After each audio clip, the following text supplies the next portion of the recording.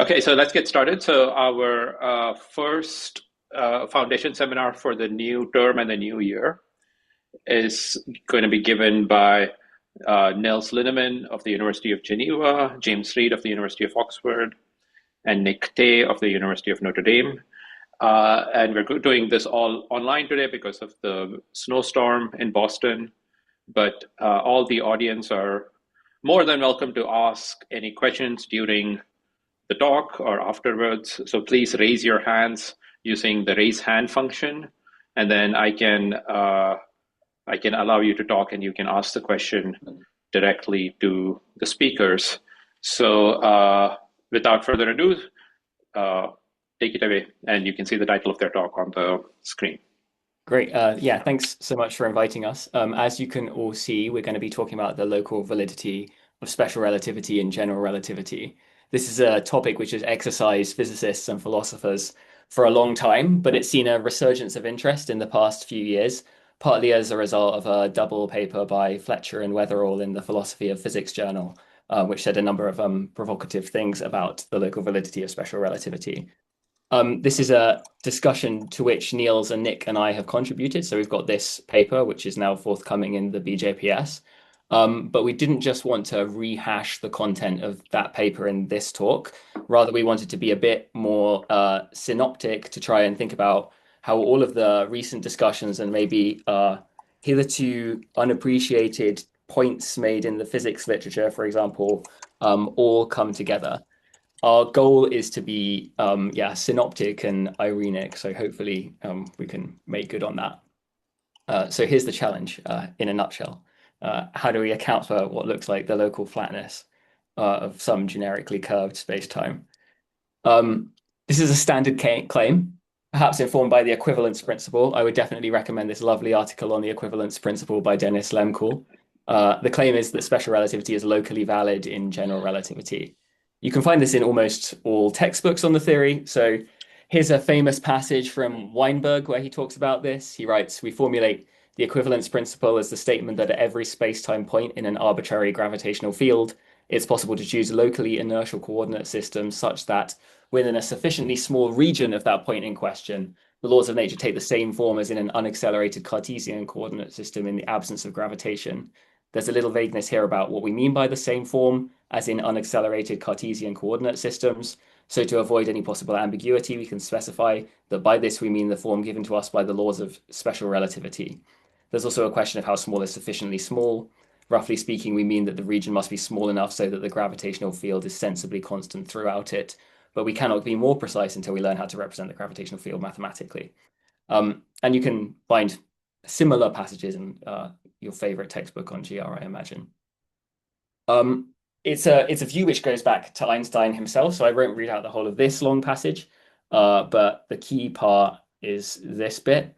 There are infinitesimal coordinate systems, blah, blah, blah, which are to be defined exactly like in the special theory of relativity. The general theory of relativity stands or falls with this interpretation. So this view that special relativity is locally valid in general relativity has a long heritage. We as philosophers of physics need to find out whether there's any sense in which it's true and whether there's any sense in which Minkowski spacetime is locally more special or special relativity is locally more special than some other theory or some other spacetime geometry. But even before getting to that, I think it's helpful to recognize that at least on the face of it, the claim is a bit ambiguous. And this ambiguity tracks the disambiguation which Fletcher and Weatherall have offered in their two articles on the topic. So they distinguish a geometrical question and a dynamical question.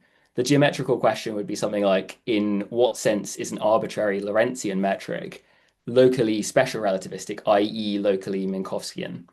Whereas the dynamical question would be, in what sense are material dynamics in general relativity locally special relativistic, locally akin to some saliently similar material dynamics in Minkowski spacetime? In the end, you might not think that this is a clean or totally clean distinction between geometry and dynamics, but at least it's helpful for regimenting our discussion as well, and so we'll appropriate it in this talk. So here's the plan. The first third of the talk will have to do with issues more on the geometry side, and we'll look at some proposals for understanding the local validity of special relativity and general relativity, which have been made in this recent literature. So proposal by Gomes, we'll talk a little bit about our own proposal in this Linneman-Reed-Tay paper, and also look at some proposals which are less well appreciated from the physics literature. In the second third of the talk, we'll look at various issues to do with dynamics and try and bring all of those things together. And then the third of the talk has to do with more general issues in the philosophy of science, which might inform your views about the local validity of special relativity and general relativity. I hope we can get there because I'm sure you're all itching to know how the common law tradition in jurisprudence bears on the local validity of special relativity. For example, those of you with keen eyes may note that there are 221 slides, and so I'm a little skeptical we'll actually get there. So if we don't, you'll have to ask us about it afterwards. I propose that we just press on and see where we end up after 50 minutes. All right, so here we go. So here's geometry.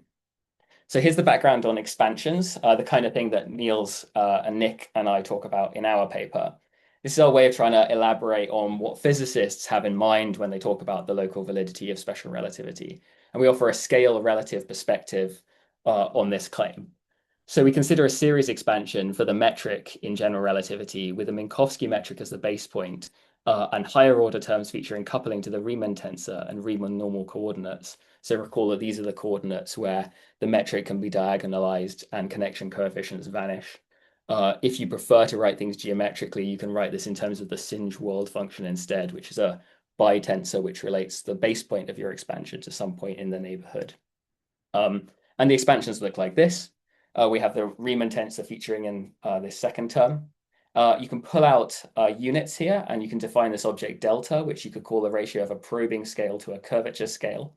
And this is the ratio of characteristic lengths as set by the experimental apparatus used for determining short and long scales, respectively. So we say, think of two rods, one used for measuring the probing length and one for measuring the curvature length.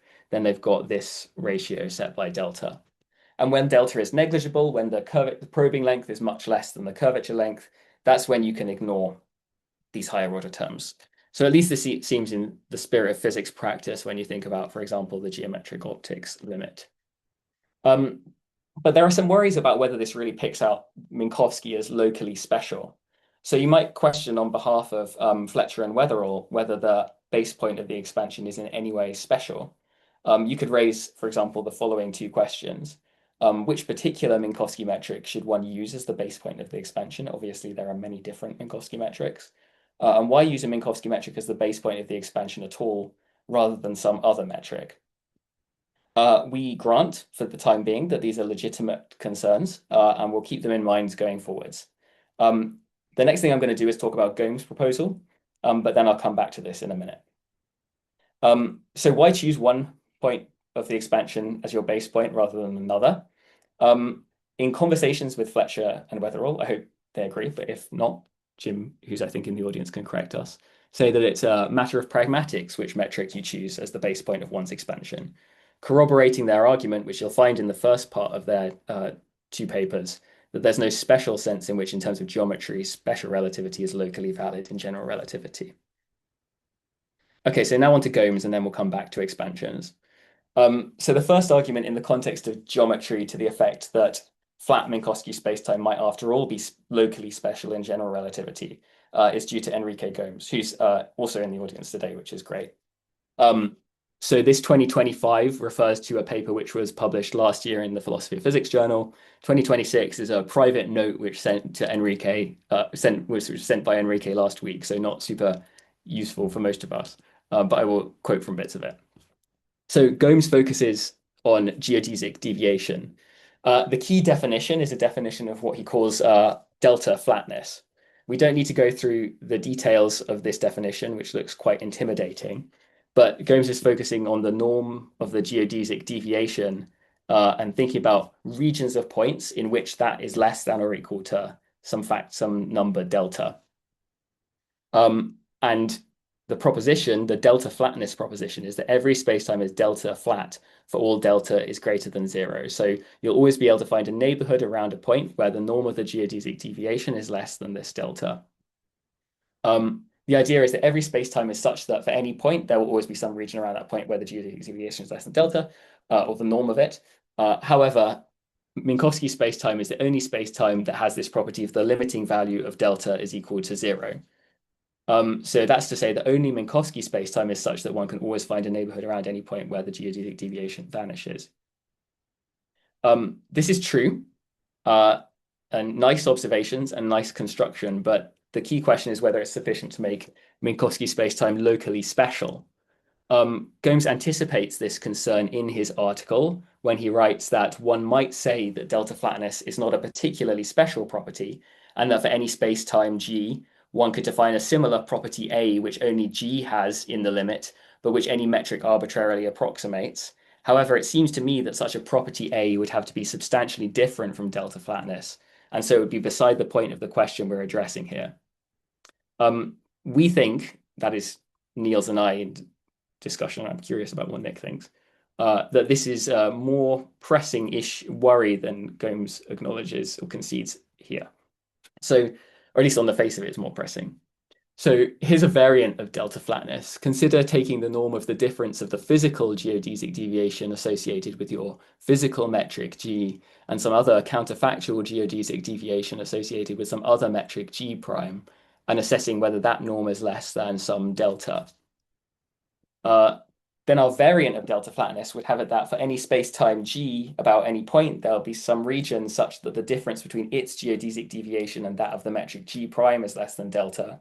But only G prime has this property for the limiting value of delta is equal to zero.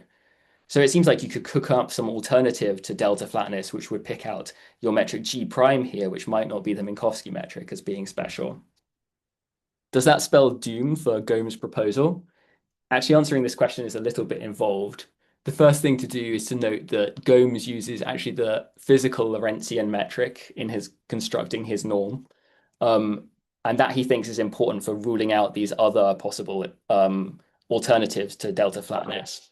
So as he writes in this note that I mentioned, the difference vector inside the norm lives in the full Lorentzian tangent space, not a space-like subspace.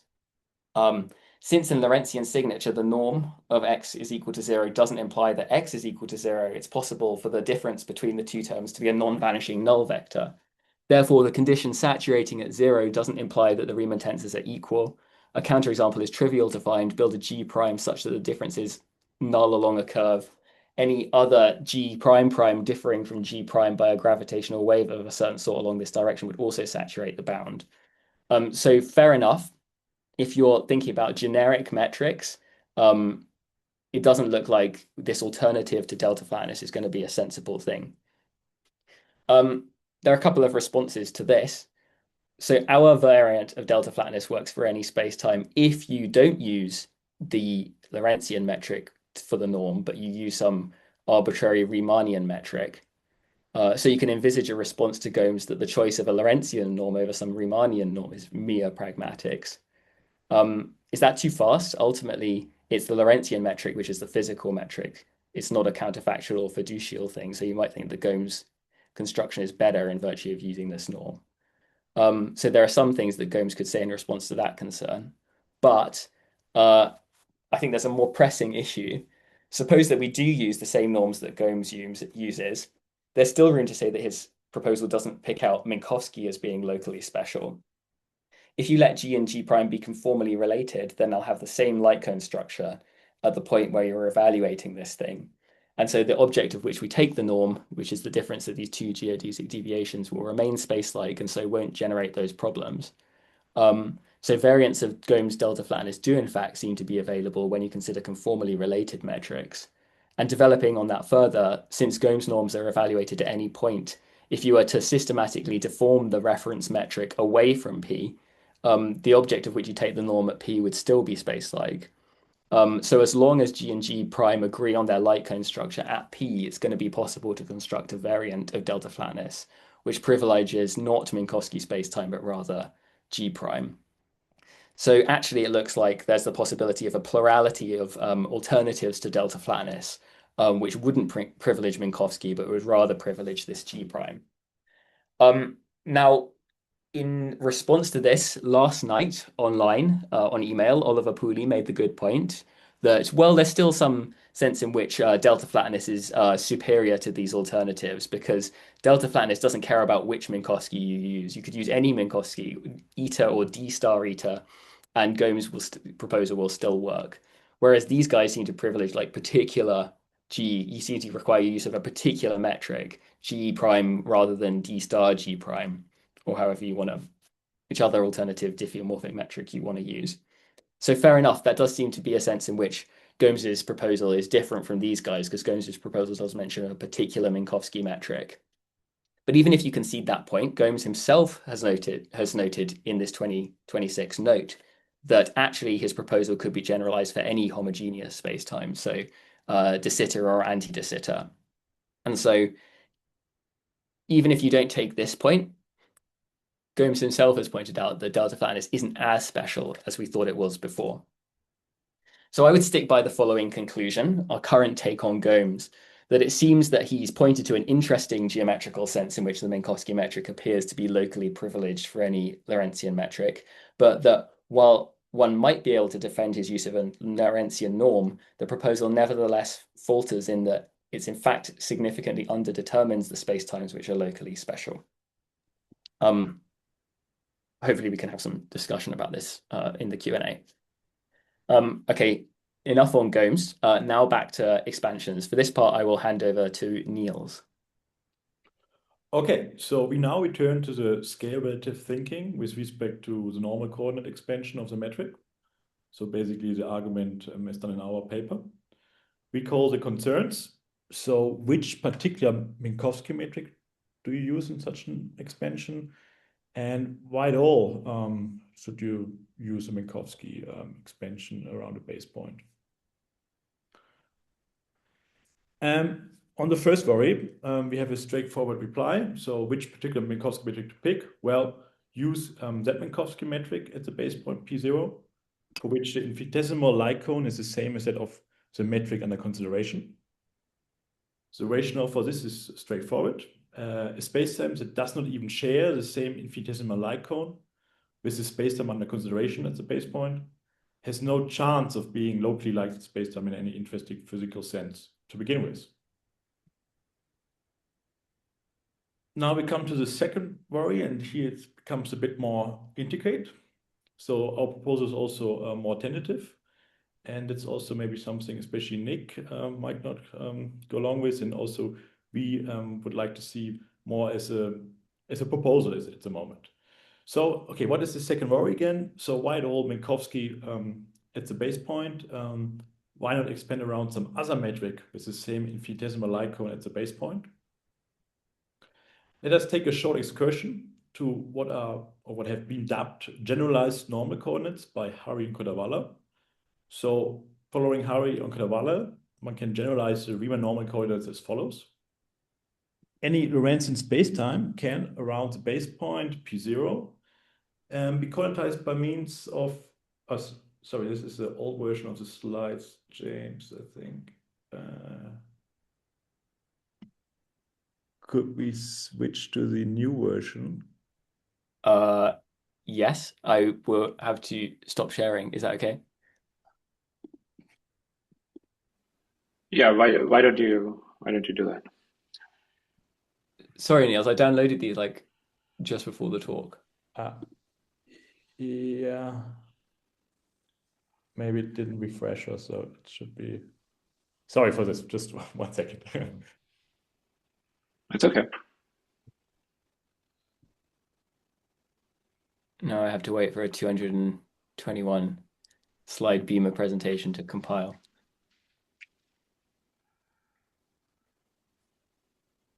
This might be also a good opportunity for questions, right? Oh yeah, good point. So yeah, let's. If anybody has any questions from the audience, please raise your hands, and any clarifications or anything while we wait for the slides to show up. Or if the members mentioned Jim and Enrique want to make any comments, they can interject.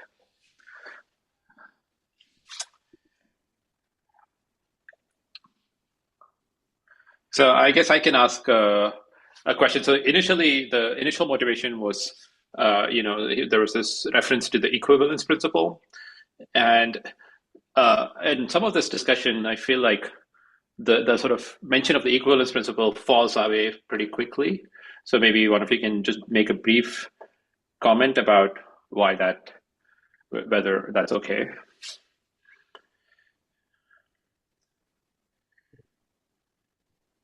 Yeah, I mean, a lot of people in practice seem to see the equivalence principle spelled out by this existence of Riemann normal coordinates.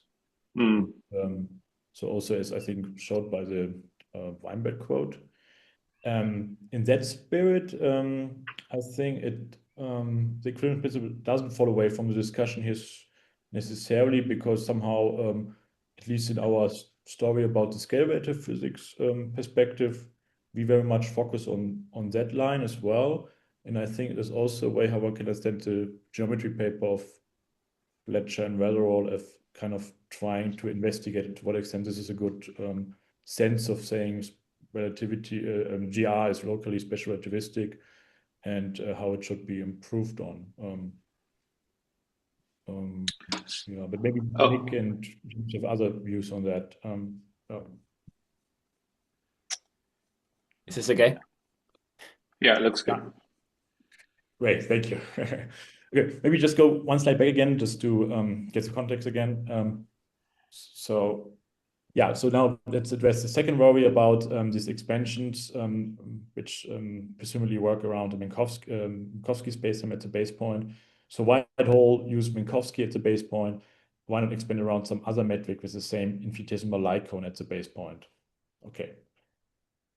So yeah, I said Hari Kudawala makes a proposal of generalized normal coordinates. Let's look at them for a moment as a short excursion. So the idea is as follows: coordinatize a Lorentzian spacetime around a base point P0 by means of what they call an effectively curved tangent spacetime, rather than just a usual tangent spacetime, which in particular mimics the geodesic structure of a reference Lorentzian spacetime G tilde. So to generalize normal coordinates, then read as follows. So you have the usual normal coordinates effectively multiplied by some correction, delta tilde. And this delta tilde, that is the van Vleck determinant relative to the reference metric G tilde.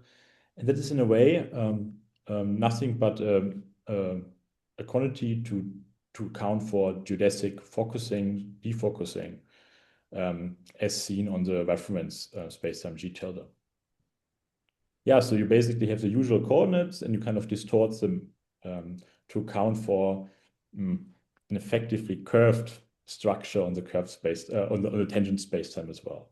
So the daring idea is the van Vleck determinant on G tilde expresses geodesic defocusing, and you can import this onto the tangent spacetime at P0.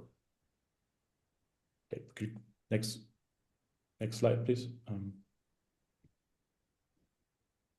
Yeah, okay, good. So in these generalized Riemann normal coordinates, one obtains then an expansion of the metric around the base point that parallels the Riemann normal coordinates, of course, albeit with additional reference curvature contributions. So these are the terms with this R tilde. So there you see the difference from what we had earlier on one of the slides James presented. Okay, and then continue, please. Next slide. Now, what to make of this? Well, we see a proposal like that of Hari Kudawala as at the very least a toy model for expansion in terms of physical geodesic distance relative to other reference spacetimes than Minkowski. And importantly, again, for sufficiently small geodesic distance S, the higher order terms also become negligible. And just as for standard Riemann normal coordinates, we are again effectively a Minkowskian, or so one might claim. After all, despite the modification of geodesic spray on the tangent space, there's still some sense in which one proceeds using Minkowski at the base point of the expansion.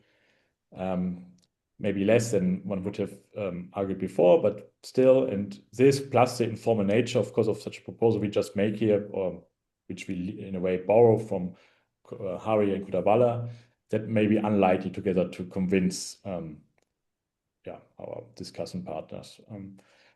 But we would like to stress with our own paper, our own work, what would it be to have another expansion that is so straightforwardly related to geodesic structure, in particular, which ties to a physical sense of distance in the form of geodesic distance. So that we leave here, so to speak, as a challenge to the other side. Thanks. Okay. Now me again. So in this last part of the geometry section, I just want to point to a few other senses in which one might talk about the local validity of special relativity and general relativity. This is just because at least one person has mentioned these things to me, each of these things to me at some point in conversation. So I think it's helpful to get them on the table, but I don't think any of this stuff is incompatible with any of the other writings on this material. For example, I don't think any of the three things that I'm just about to talk about are incompatible with Fletcher and Weatherall's writings. So what are these other three senses in which you might talk about the local validity of special relativity? One might have to do with the use of so-called Kleinian methods to fix space-time structure. The second might have to do with the heuristics of theory construction and possible routes from special relativity to general relativity. And the third might have to do with the relationship between special relativity and general relativity in terms of so-called gauging the Lorentz transformations.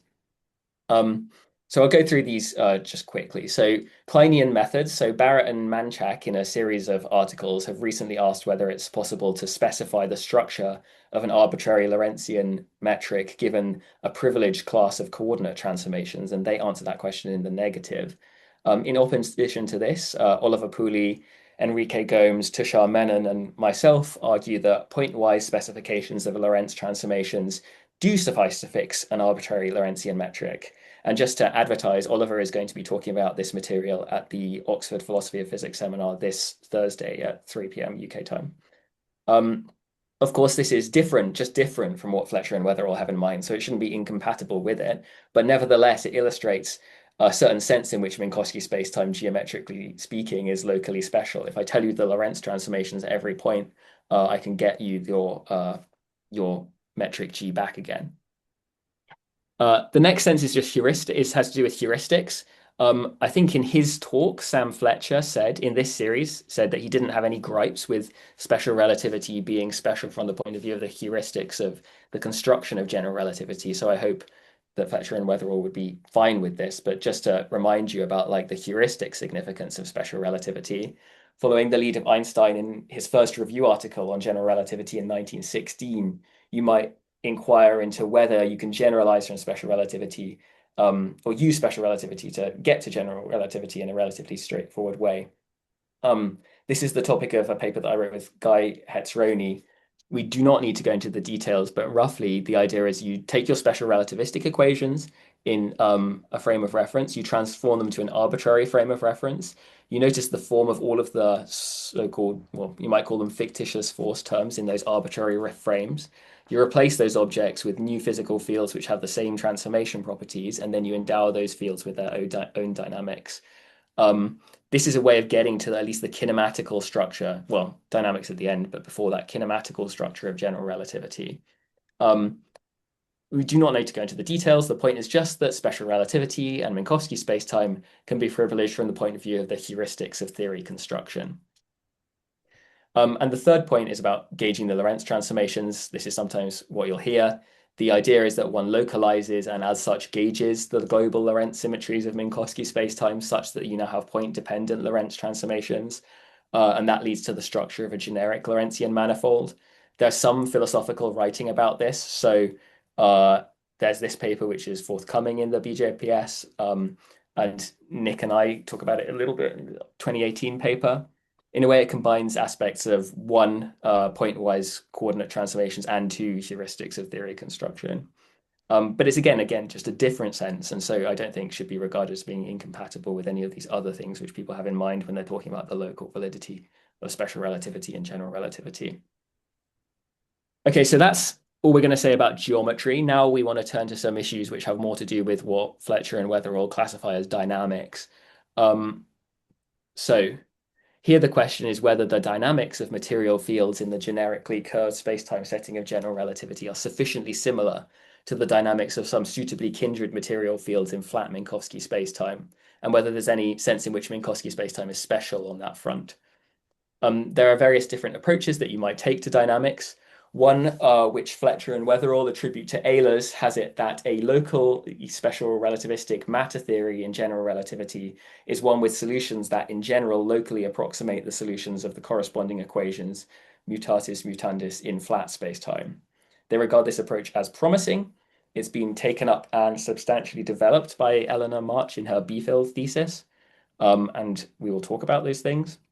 A second approach is due to Wallace in what is, in my view, an underappreciated article from 2017. And the idea that Wallace has is that when you consider the behavior of some subsystem in general relativity and zoom out sufficiently far, you should recover a description of that system in terms of Poincare symmetries familiar from special relativity. And another approach has to do with spin 2 gravity. So with any luck, we can talk about all of these and then see how we're doing for time to see how much of the wider contextualization we can talk about. Before we get there, though, I just want to have an intro remark in this section, which is to do with what Niels and I call the Minkowski bottleneck. So return just for a minute to geometry. The proof of theorem 5 from Fletcher and Weatherall in their first paper, is that which states that to first order in metric derivatives, every Lorentzian metric is approximately every other one, relies crucially on the properties of Minkowski spacetime.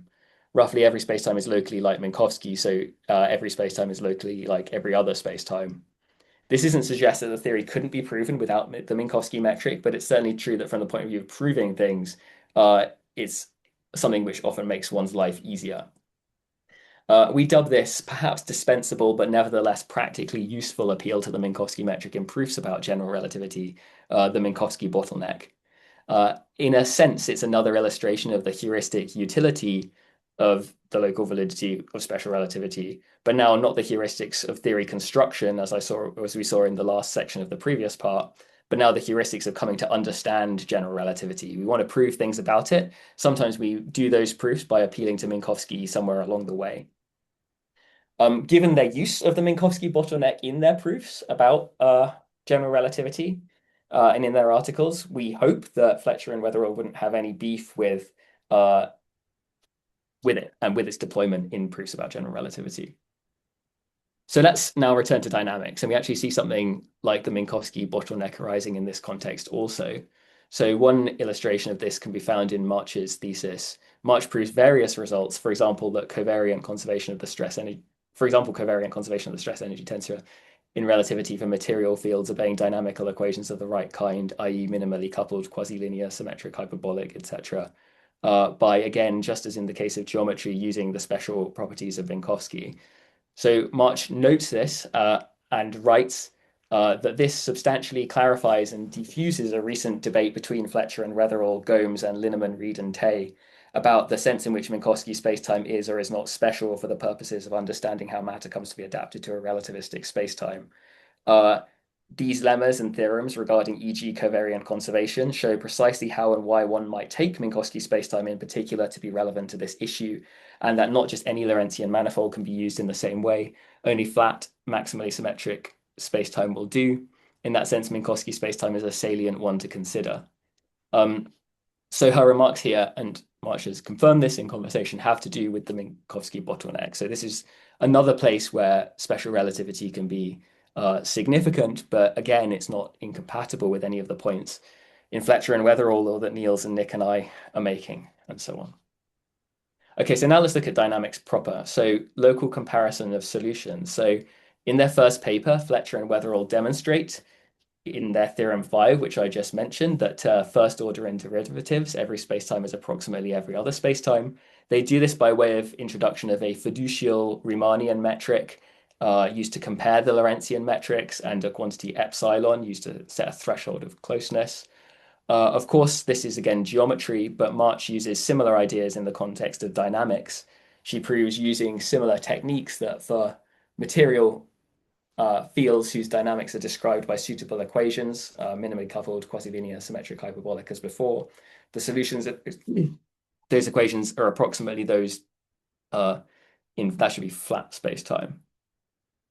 And here's March commenting on these results. I take the discussion of Linneman, Reed, and Tay about the importance of scale relative reasoning for making sense of criteria such as the local validity of special relativity to be consistent with and in fact complementary to the perspective offered here. Indeed, I take these kinds of discussions to concern precisely such questions as, e.g., the relationship between the maximum size of the neighborhood and the bound on epsilon for different systems of partial differential equations and different choices of section in the local validity of special relativity schema given some distance function. That such a neighborhood exists for each epsilon may well be a consequence of, e.g., the strong equivalence principle, which is something that she defines precisely, and mathematical facts about continuity, but figuring out exactly what it should be is a matter of deep physical significance, which surely demands consideration of quantity questions about relative length scales of, e.g., curvature, as compared with some neighborhood of a point. So long story short, we basically agree, and in that sense, we also view these approaches as complementary to each other. Okay, but there is a bit of a puzzle or question here. This is something which entered my mind at a workshop last September, which we had on the equivalence principle at the Notre Dame London campus. We were very fortunate to have Clifford Will speaking there, who was talking about tests of local Lorentz invariance. And when you consult the physics literature, you'll find substantial discussion of these things, and Will's Living Review of Relativity article is the place to look. But given the experimental effort which has been put into these tests and given their apparent lack of experimental violation, does appear to be something physically privileged about local Lorentz symmetries, and so Minkowski geometry and special relativity. So how can we square that with the claims of Fletcher and Weatherall that there's nothing special about Minkowski geometry locally as compared with any other geometry? That was like the question on my mind when Will was talking. I think we can think through a way of resolving this puzzle. But in order to get clearer on it and to address it, we got to first to get clearer on what these experimental tests of local Lorentz invariance really amount to. So here's Will summarizing this work. A simple and useful way of interpreting some of these modern experiments called the C-squared formalism is to suppose that the electromagnetic interactions suffer a slight violation of Lorentz invariance through a change in the speed of the electromagnetic radiation C relative to the limiting speed of material test particles, C0, made to take the value of unity via a choice of units. In other words, C does not equal to 1. What are being tested in these studies are theories in which the limiting speed of massive test particles is unity, and the speed of light is c. If c doesn't equal 1, then local Lorentz invariance is violated. These theories, which Will is experimentally testing or discussing the experimental tests of, have certain specific Lagrangians, which you can vary in the usual way to obtain equations of motion describing the behavior of material fields and so on. But it's all more complicated because you've got these two different speeds, c and c0. By logic alone, given that the material solutions in such theories don't propagate along null geodesics, their equations of motion for material fields are not going to be the kinds of things, the kinds of partial differential equations discussed by March. And so what are being tested and ruled out experimentally are exactly theories which are non-adapted. March has lots of nice theorems about adapted theories. These are exactly the ones that are not adapted, and they're experimentally ruled out. So this is, of course, perfectly compatible both with the results of Fletcher and Weatherall and about geometry and with the results in the context of dynamics by March. So I take everything here to be consistent, but I think it's helpful to think through how it's consistent. So I take the puzzle here to be cleaned up. All right, the next one that I want to talk about in dynamics is Wallace's approach. So this is a paper called The Relativity and Equivalence Principles for Self-Gravitating Systems. Wallace's strategy is to consider isolated subsystems, which themselves needn't be small or with negligible gravitational effects. For example, they might be black holes, and argue that when you zoom out from such subsystems sufficiently far, you recover a special relativistic description of the subsystem. As he writes, in effect, the equivalence principle applies in general relativity because the metric of isolated systems at sufficiently large scales is the same as the metric of any system at sufficiently small scales. The relativity principle applies because, in addition to this, the metric has the Poincare group as a symmetry group. So naturally, we classify this approach as having to do with dynamics, since isolation is a dynamical one. But evidently, it's a very different dynamical notion than we've seen so far. We need to think how all of this stuff relates to each other. To do that, first recall the form of the expansions which Nick and Niels and I use again. With our delta, which is the ratio of probe scale to curvature scale, the thought is that when the probe scale is much less than the curvature scale, we're effectively in flat space-time along the lines of geometric optics. But Wallace, on the other hand, is considering kind of the other case where the probe scale is much bigger than the curvature scale. And when we have asymptotically flat spacetimes, his claim, which we saw in the previous quote about self-similarity, is going to kick in. And here we're again going to have Minkowski spacetime asymptotically, which is exactly what we got in the geometric optics limit near the point. So you could use, if you wanted to, Fletcher, Weatherall style distance functions, etc., to say that when you zoom out per Wallace or when you zoom in per Linneman, Reed, and Tay, you get to Minkowski within epsilon in both cases. Note, though, that when you're considering the long distance limit according to Wallace, theorem 5 from Fletcher and Weatherall won't apply. At best, you're going to be able to say that every asymptotically flat spacetime is approximately every other asymptotically flat spacetime, which seems like the right thing to say. This, of course, should strike you as entirely reasonable. Cool. Okay. Good. One last thing about dynamics, which is to do with spin 2 gravity. And again, I will hand over to Niels here. Okay. Consider then the non-geometrical particle physics view in GR, prominently associated with Feynman, Deser, Weinberg, but of course developed and thought of by many others, Kreichner, Grobda, who have you. Prima facie, one would expect it to have an interesting say. Prima facie would expect this non-geometrical particle physics view to have an interesting say on the local validity of special relativity in GR. This is indeed suggested by the usual line that the field equation represents the dynamics of a self-interacting massless spin 2 field. Yeah, spin S mass M field, that's something which transforms according to irreducible transformation representation of the Poincare group. So that's why there's an immediate link to special relativity, also, you would think. I mean, there is, but we can now discuss to what extent this means that GR favors special relativity locally.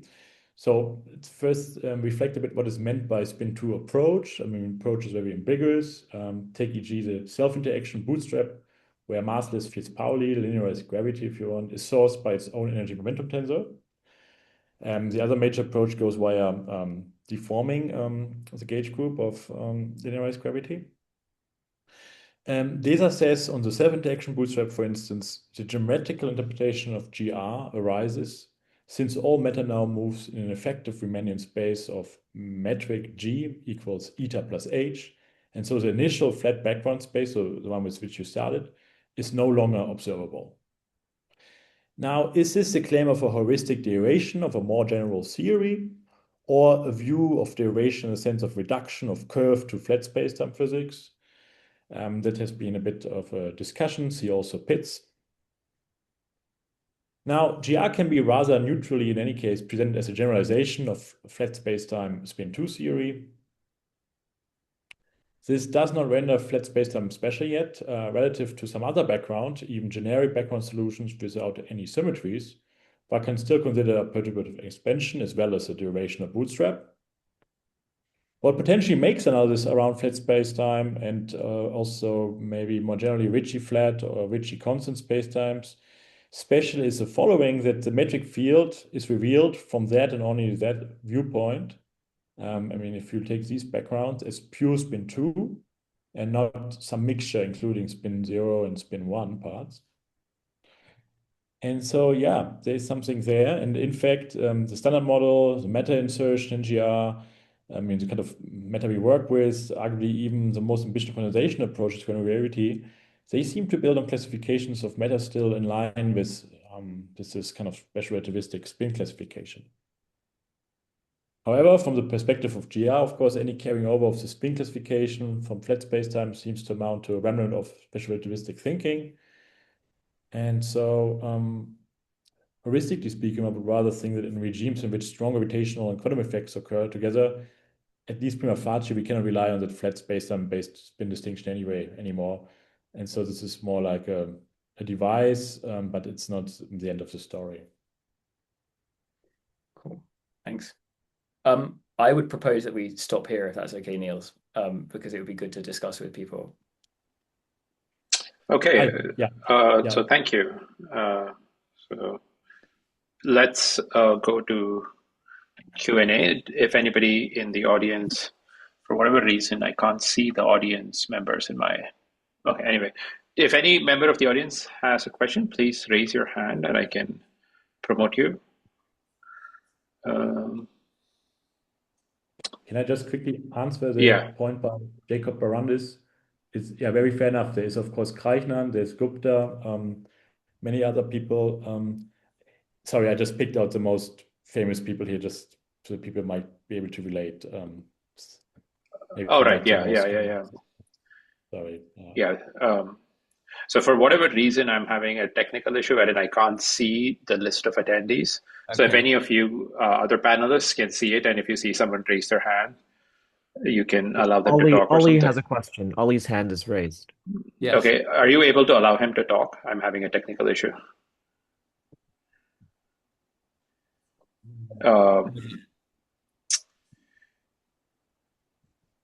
Yeah, we can try. I think I'm not a host or something like this. I'm making you co-host, Nils. Cool. So Yeah. So Ollie can talk now, I think. yeah. Okay. Ollie, please go ahead. Okay. I think, can you hear me? Yeah. Oh, brilliant. Thanks very much for the talk, all of you. So I have two questions. One about the tests of local Lorentz invariance. So I don't know what the details are, but my suspicion is if you've got two light cones or a mismatch between a cone defined by the matter dynamics and another one, then the violation of local Lorentz invariance is going to involve something like a preferred time-like direction. And that's going to be, whether or not you have that doesn't seem to be favoring flat space-time with or without preferred time-like direction. So that issue seems slightly orthogonal to the question of whether, in some sense, physics in the small privileges something like flat space-time as the default. So that was one question. I have another one. Yeah, I agree. I think that's right. I think that the terminology is a bit misleading from my point of view, actually. We're not really testing whether flat space-time is valid locally. We're testing these particular material field, particular theories with different fields having different invariant speeds. And I agree that's going to pick out a preferred time-like direction, but it's not going to necessarily situate you in flat space-time. I think that's the right thing to say, I think.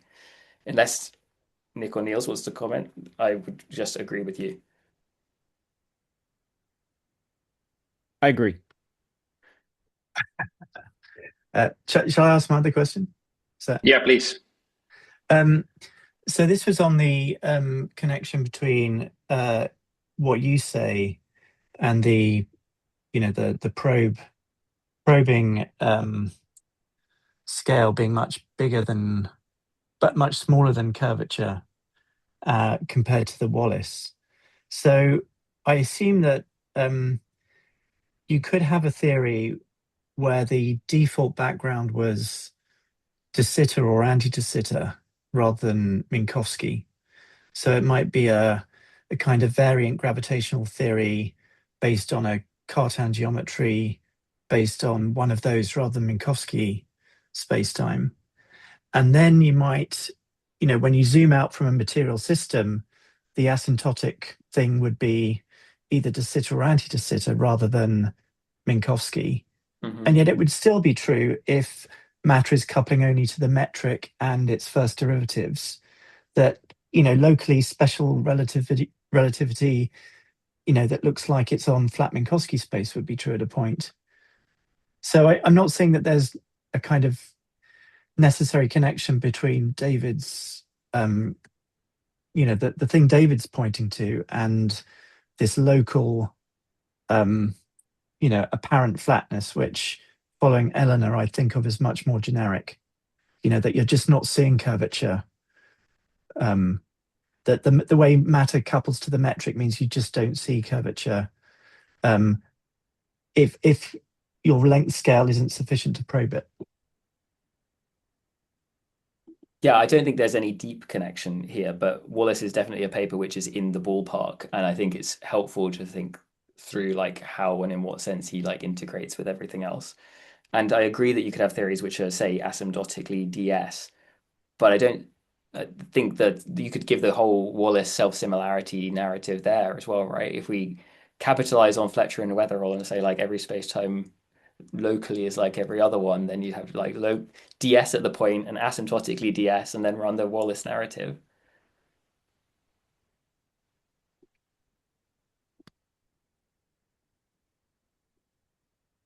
Maybe I mean, tell me if I'm nodding silently. okay. Right. Anyway, thank you very much. Thanks. Thank you. Nils, can you see if there are other people who have their Yeah. hands raised? Enrique has his hand raised. Yeah, please, can you allow him to talk? Yeah. Yeah. Hi, James. No, thank you. That was great. I really enjoyed it. Yeah, so I have very brief two comments, and I'm on the train. So if if I fall, if my connection is lost, don't worry, and I'll talk to you another time. But the first is that I think the conformal case is worse than what you let out. I think there is also this problem there about the order of quantification, if you will, because you see, you would have to have one conformal metric adapted to a certain metric, but then you wouldn't be able to use that same conformal metric for a different metric, for a different actual metric. And so I think that also singles out not only Minkowski, as you said, but any of the homogeneous space, which they don't really care. It's the same thing you can apply to all different metrics. So I think that's one point where I would say that the homogeneous spaces are singled out. Also, one thing that I don't know, maybe it fits a little bit with what Ollie was saying here, is that, and it's not mentioned, and maybe it's a fact about dynamics, that if we had types of matter that were vectorial, that had some kind of vector component, that had not only that weren't just scalar, it wouldn't be sufficient to just look at what path they traversed in space-time they're pointing to.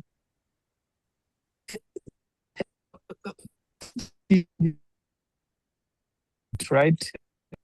Then they would couple the right curvature, and they would feel the curvature at a point. It wouldn't be like there wouldn't be any sense in which these space-times were locally Minkowski. Is that right? Would you agree with that?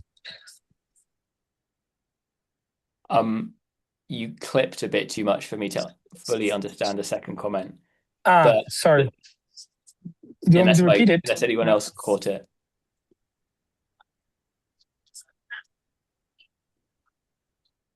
Maybe you can just repeat the question in one or two sentences, Enrique, so that we can get. If matter had direction as well as trajectory, then it would couple directly to the curvature, and then that would definitely change the question about local flatness. Is that a dynamical point? Is it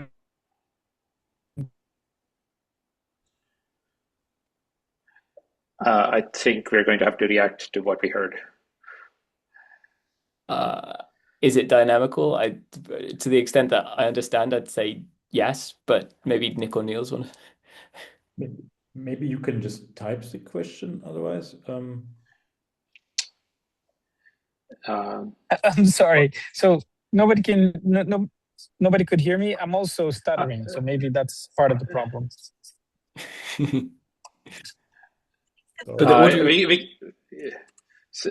Enrique, why don't you type the question in the meantime? Are there any other questions? Niels, can you see if anybody else has their hands up? No, not. There's no one else right now. Okay. I guess I would like, since we have yeah. There's one in the general Q&A by Jacob Barandis. Oh yeah, can you allow Jacob to? Yes, sorry, I should. 1 second. I'm just. Sorry, Yeah. so this I'm supposed to do this, but it's not at all showing up for me somehow. No, you should be able to speak now. Jacob,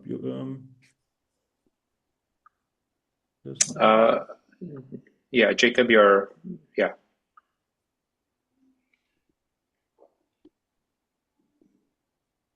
Jacob, can you hear us?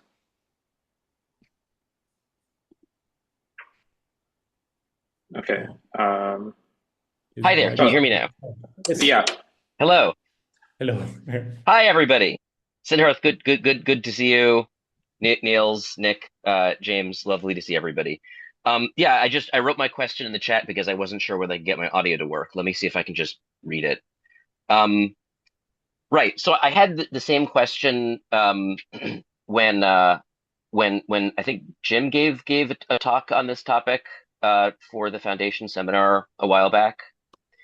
So I'll just read my question. I'm curious how these technical or formal propositions about the equivalence principle latch on to what someone learning GR might call a more physical statement. The statement that a physically embodied observer moving in a time-like world line in free fall, so they're moving in a time-like geodesic, will see all nearby observables associated with fields or other bodies.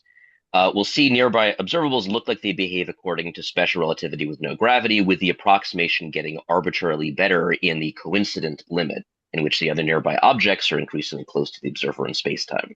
And so, if the observer constructs an orthonormal frame of vectors, to that observer's instantaneous spacetime point on the observer's time-like geodesic, and extends those vectors by geodesics, the observer will identify other free-falling objects as moving on straight world lines, again with the approximation getting progressively better in the coincident limit. And then in concrete cases, the Maxwell equations, if there are Maxwell fields nearby, then the Maxwell equations will look arbitrarily similar to their textbook special relativistic or three-dimensional form, again in that coincidence limit and so forth. I guess I'm just trying to bring sort of the formal technical discussion here back to just a very pedestrian physical picture. If you're in free fall, then things in the coincident limit to your time-like free fall geodesic look progressively more like straight lines and the standard Maxwell equations and so forth in the coincident limit. How do these things relate to that? Here's what Jacob, I'm inclined to say. Oh, sorry. You want to go? Sorry, you can go first if you want to. Yeah, so a clarificatory question. So we can understand where you're coming from. Yeah. Do you take the standard physical interpretation of the asymptotic expansion of the metric in Riemann normal coordinates in some finite neighborhood? Do you take that to answer your question, or do you think something else No. needs? Yeah. I don't, because I mean, ultimately, one view of the metric the metric is we get into discussion about the whole problem and diffeomorphism and variance, and the question about whether the metric is a gauge, to what extent it captures gauge invariant notions. This is why I'm trying to relate all of this to observables. If you're a physical observer, an embodied observer moving at a time like geodesic, and you measure things, you measure quantities associated with nearby other objects or fields in the coincident limit in which you're taking them to be arbitrarily close. What do those observables look like? And I think these are now gauge invariant statements. They're not going to depend on questions of change of mathematical representation. They're the things you actually measure on a measuring device. James, do you want to go? I have a brief sort of answer here, but you can go first if you want. Yeah. So one thing to say, right? So it's helpful to hear that you want to make connection of observables. So presumably where the formal apparatus reflects something about observables, right? Yes. Yes. And so what I think you can make a connection, but what it hasn't been done yet. What you'd have to do is you would have to take the gauge field reference framework, which you can find in papers by Philip Hone and others, Sylvan Carrozza, Philip Hone, and just couple that framework which lets you, of course, define observables in subsystems in a gauge invariant way. Couple that framework to taking the right kind of limit in the different formal frameworks we're discussing. And if you do that, you should be able to have a formalization of precisely the kind of thing you're asking for, namely that in the coincident limit, you have a formal apparatus representing that these observables are approximately the special relativistic ones. Does that make sense? Yeah, I mean, I'm not familiar with Hohn's construction. I'd have to go and look at it. But you see what I'm trying to get at, right? I'm trying to. Yeah. I mean, It's a relational we construction can make all these that statements actually lets you about embed yeah, subsystems and then see in a right. subsystem, yeah, what the gauge invariant thing ends up becoming. Exactly. But Yeah. that's where. I'm interested in So gauge the invariant short things answer, actually. Yeah. Jacob, is that none of these discussions that we're talking about as such respond to your question. But I think Right. it's not hard to couple them to something like Sylvain and Phillips' homework framework, which is of course not the only. It's one particular reference framework for gauge theory that could do this kind of job. Great. Thank you. I really appreciate that. Thanks. Siddharth, there's still one question from Jim, whether all of those time. Yeah. I think Niels, you'll have to promote him. It should work now. Okay, can you hear me? Okay, so this was a great talk. Very happy to see it. I want to ask kind of a big picture question about where you see this literature right now. Because, James, you began with this discussion of, people like Einstein, I don't remember who the other quote was from, talking about the local validity of special relativity. Oh, Weinberg. I guess you had Weinberg and Einstein. Okay, so pretty important figures talking about the local validity of special relativity. And then you go on, you give all of these sort of more precise accounts of the specialness of Minkowski or the local validity of special relativity dynamics.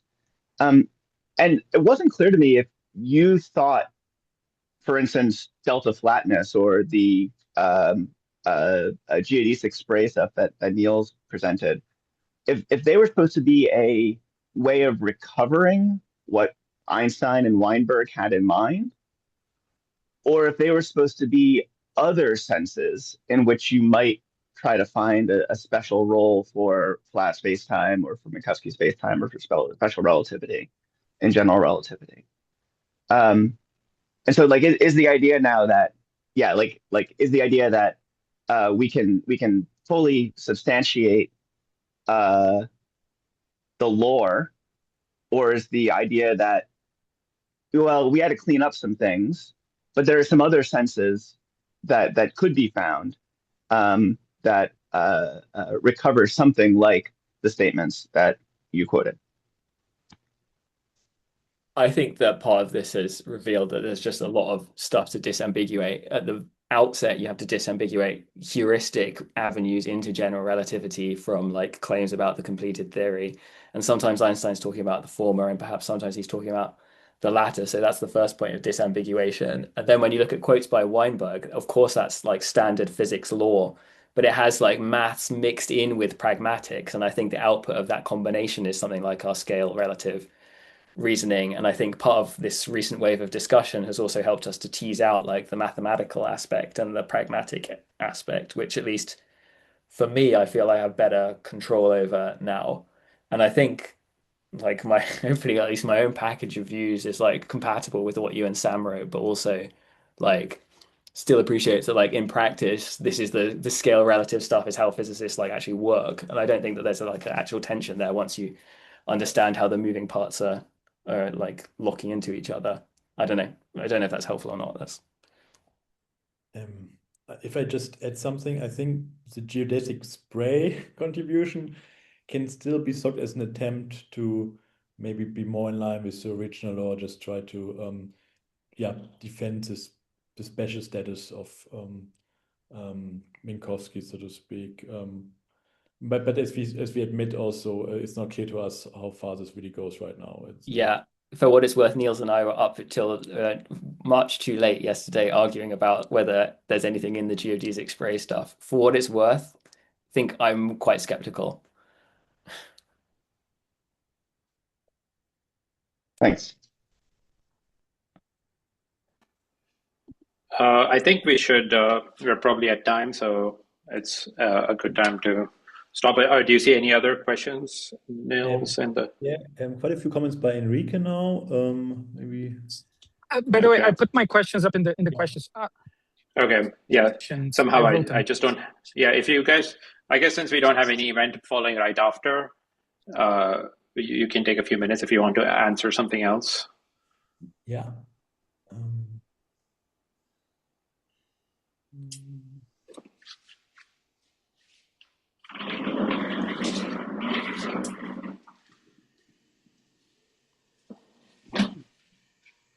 Would spin also apply in the kind of things that you're thinking about, Enrique? I guess so. Yeah.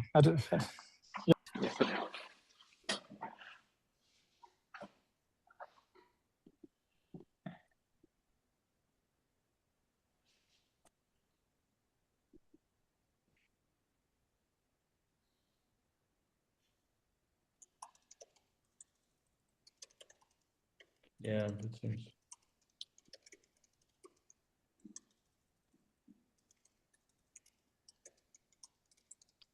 Yeah, I mean, I think it would put pressure on the local flatness proposition.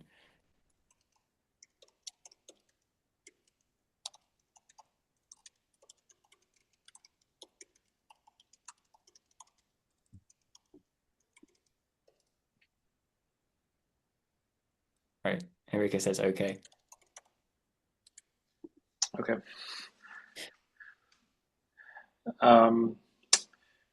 Yeah. Any other comments or something that you guys want to address? Any questions? Again, I'm sort of a little bit flying blind here. Okay. If not, let's thank you for the talk and thanks everyone for the discussion. So next week we have Jordan Kotler, a physicist at Harvard, giving an in-person foundation seminar. So hopefully I'll see many of you there. For those of you who joined by Zoom, thank you so much. And thanks to the speakers. Thank you. Okay. Bye, guys. Thank you very much for doing this, Siddhartha. Much appreciated. Yeah, you're very welcome.